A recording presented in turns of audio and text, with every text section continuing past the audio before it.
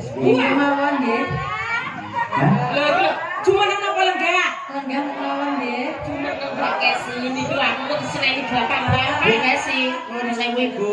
Suara terbanyak nggih Bu nggih. Nuwun sewu. Niki Bu Kesi jumeneng napa lenggah?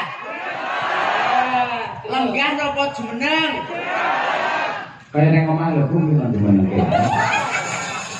Monggo Kiai Ponorogo niku rata Pak Yoyo. Sing remen senior nggih kata, junior nggih kata. Ngoten lho, dadi sama rata. Terima kasih. Monggo Jeng. Jadi kalau langsung ke ibu yang goro-goro kok.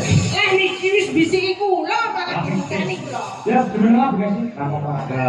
Bu Kesi. Ngomong dari anyar ini. Nah, nyuwun sewu Mas Dalang. Apa sayang? Ngapunten. Rusak ya ngono kuwi kayune dalem saya. Bujuni dewe sayang itu ya pas saya. Bujuni kok terus sayang ini masalah. Biasane bubuk. Aku jadi baikon ya saiki. Enggak kalau gabung. Muga-muga katresnanmu karo aku lair batin tenan. Disaksiani karo warga masyarakat Purwosari ing dalu niki, Bapak Ibu. Nyuwun donga panjenengan nggih, mugi-mugi Pak Dalang Cahya Pungkadi menika anggenipun tresnani kula lair batin nggih Pak. Sebab adatipun ngeten Bapak Ibu. Dalang menawi mulai kondang laris kok ganteng enom tanggapane wacan. Godho telung perkara niku sing mboten saged dipataken. Godhone bondo saged, godhane pangkat saged, ning godhane wanita ayu berat niku berat. Mas Cahyo. Sami kula. Oh iya. Nggih niku kok padha kok ya. Aku manggon mburi dhewe ya ngono kok ya. Dadi sampean tak weling. Ya kayak lembab wis sih. Sarung ning apa? Tak seksekne karo warga masyarakat Ponorogo, khususipun Purwosari, angger mungkin Pak Cahya Pungkadi sering tanggapan teng mriki kok nanti krungu Pak Cahya duwe demenan teng Ponorogo. Tak ketok nang kene. Yo Kesi. Nang dalem-dalem. Kula wis saestu, kula niku tenan tresna karo Mas Cahyo niku luar biasa. Mboten kulino jenenge Pak Cahyo ni selingkuh. Alhamdulillah. Mboten kulino Pak Cahyo niku pacaran. Ya. Mboten kulino Pak Cahyo niku dolanan wong wedok. Saksine ya. Saking primpene kok. Saya mau mburi ra penak aku gak ngobong wong omah-omah lho. Mboten tegeseke pripun jaga rumah tanggane jenengan. Sampeyan kudune bedane aku, wong sing elek-elek ya. Kula niki Pak kula Mbah Supran lah ya gaji. Kaya mu balek gitu. Terus nggih kula mama karo sampeyan aja kuwatir Bu Kesi. Anak dia wis papat kok. Papat, mana papat aku? Lah papat kok. Berarti watakku piye? Omah kurang tahun.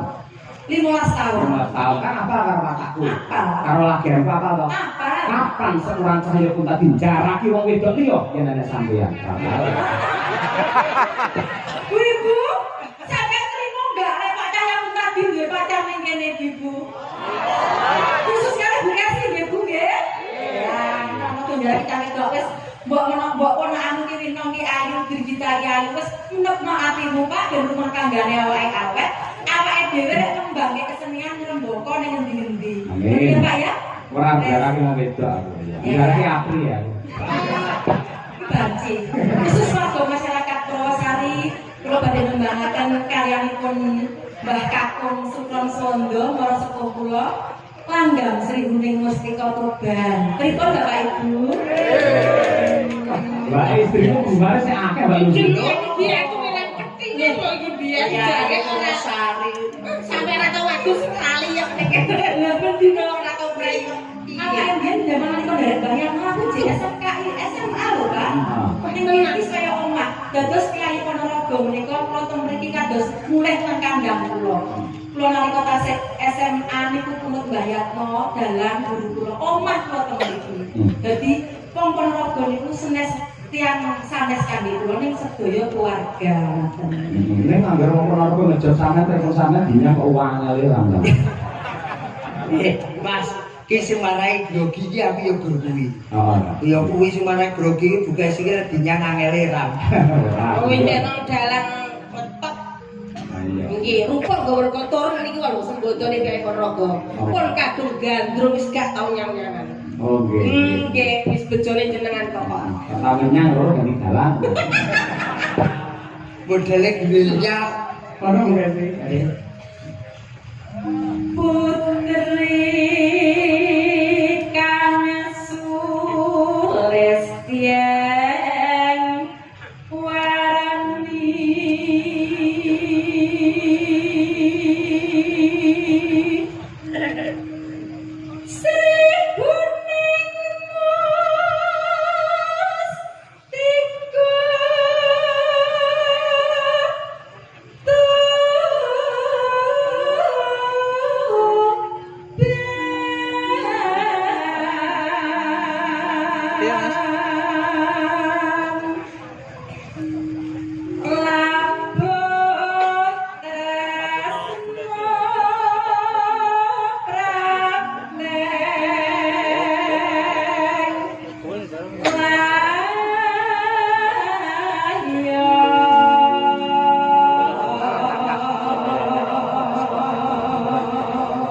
apik-apik noleh nentang bukesi mung sing gender iki Mas. Oke. Mas Danang wae kok.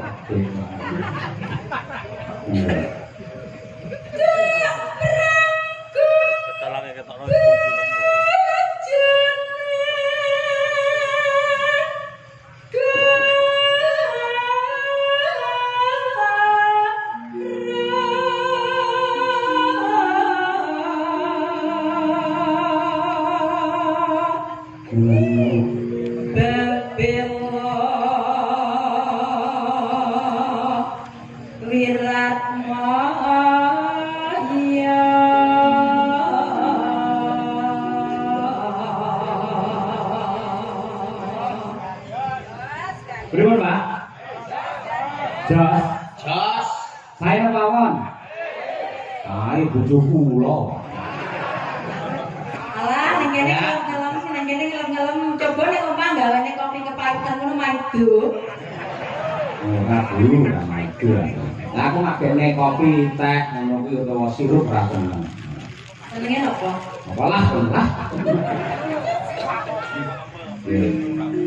Rangi rosri kuning mongko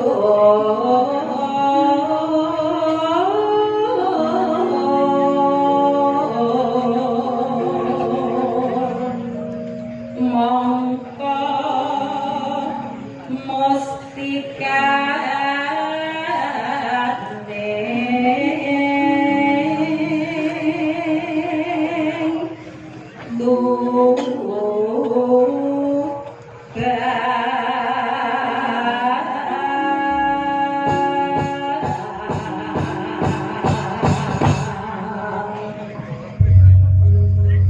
Monggo kalajengaken langgamipun katur dumateng sedaya para lenggah ingkang kepareng rawuh wonten ing lapangan Purwosari lan ugi ingkang kepareng mirsani mantas streaming Untadi Channel.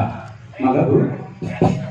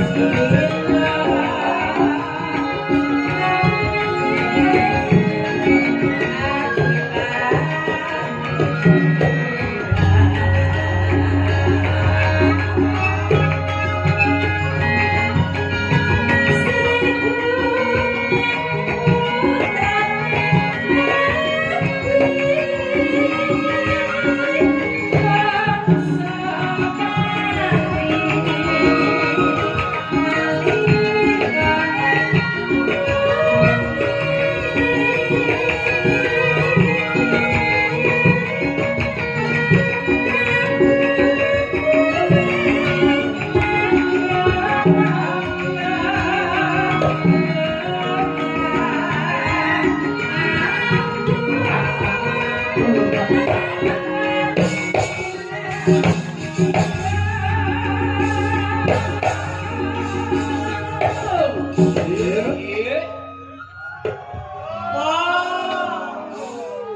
Bapak-bapak. Makasih Ibu. Kawannya udah baik dulu benar. Ya kan zaman semonten lho Mbak Kesi luar biasa. Pokoke sak ngono ki kabeh tresno Bu Kesi. Nggih, matur. Jeng. Saya mau sampean dhewe kok sing ora pati tresno. Ketoke lho. Sing ngomong sapa? Lumayan jagat kok ping langit. Ya mung kowe sing dadi mutiarane ati. Ora percaya. Dek kapan kae nang kono nek sing pitu melasah kok mbok rangkul. Kau pas kilaf aku. Keju ora apa-apa. Piyai Kang Lu sekali-kali nggih pengen cuci mata. Sing penting hati ini kan hanya untuk dirimu. Kakakku tenang kowe. Aku kok digotos. Yo kapan-kapan ngono ya, pacane ditetepone karo bintang tamune Mbak Silvin tele bahagia. Aku lu seneng karo sampeyan tuh. Kamu sih nek. Kulino. Lah di mana ngomong sangkut karut ndar. Kok nek omah sebenarnya lek kene ora ta Mas. Oh iya. Jar dumen nek Kyai Ponorogo mireng ning wonten Mbak Kesi. Kangen jaman 15 tahun kepungkur ke Bu Kesi. Bu Kesi biyen nganti saiki tetep konyol. Sinden mereka kaki. Adem padalang adem. Iya. Iki antisi sapi kok. Antisipasi.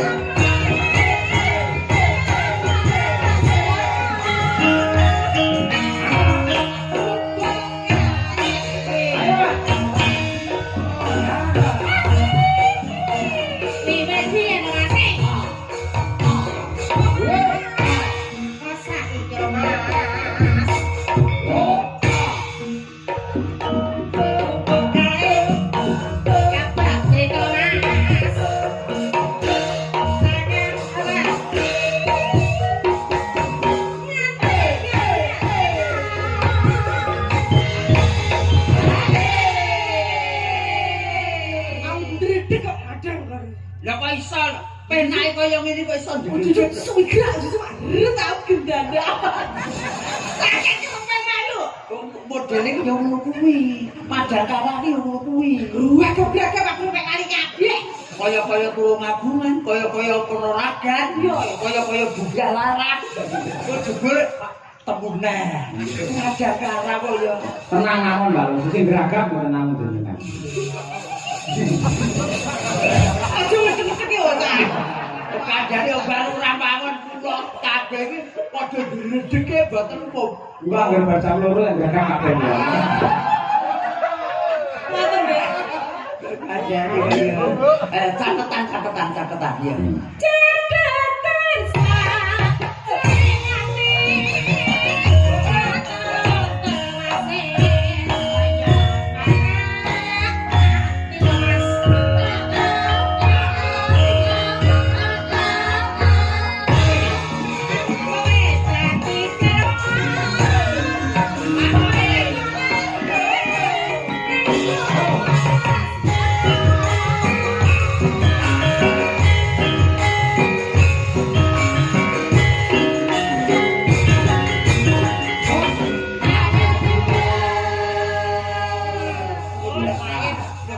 Modele pas setengah talu barang ya.